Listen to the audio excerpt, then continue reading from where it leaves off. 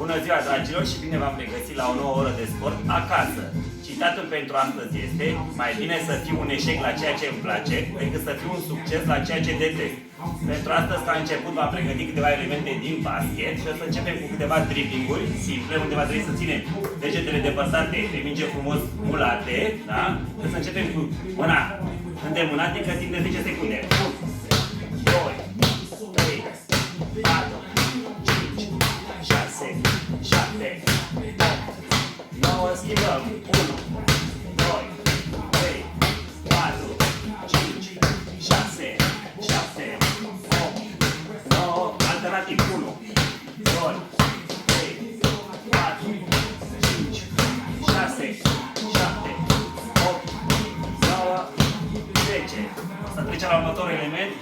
Rotirea mingii în jurul glezelor spre stânga, 10 secunde. 1, 2, 3, 4, 5, 6, 7, 8, 9, schimbăm în jurul bazinului. 1, 2, 3, 4, 5, 6, 7, 8, 9, schimbăm în jurul gâtului și 1, 2, 3, 4, 5, 6, 7, 8, 9 și acum le combinăm.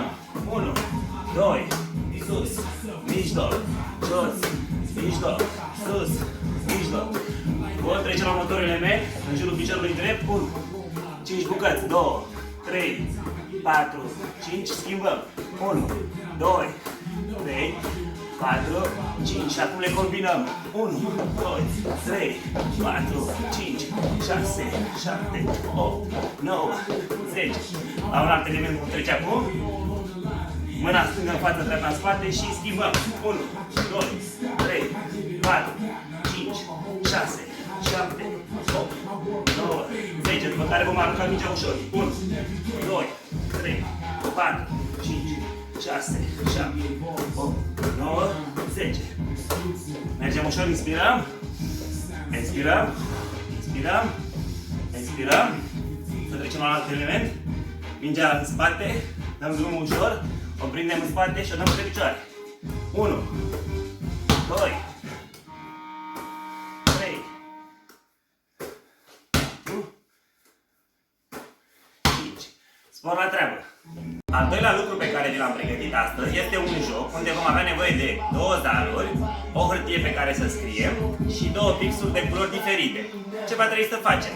Să scriem toate combinațiile dintre cele două zaruri, 1-1 până la 6-1, de la 2-2 până la 6-2, 3-3 până la 6-3, 4-4 până la 6-4, 5-5-6-5 și 6-6. Și ce trebuie să facem? Am luat cele două zaruri, preferabil le arunc într-o cutie ca să nu stau să le caut și am dat 4-3, 7, da? Am încercuit combinația cu 4-3, da? Este doar una singură, nu avem și 4-3 și 3-4 și va trebui să fac 7 exerciții cu această minge de basket. Dacă nu avem de basket, e ok și altă minge. Începem jocul cu mingea între adidași. Am luat mingea. 1, 2, 3, 4, 5, 6, 7. 4 plus 3, 7. Am terminat prima serie, 7 bucăți, după care voi trece la cel de-al doilea jucător. Acum o să fac eu rolul și celui de-al doilea jucător.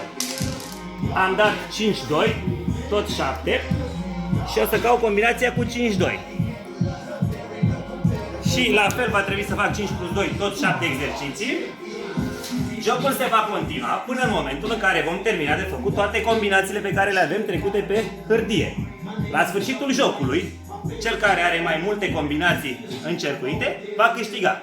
Spor la treabă și o zi minunată vă doresc!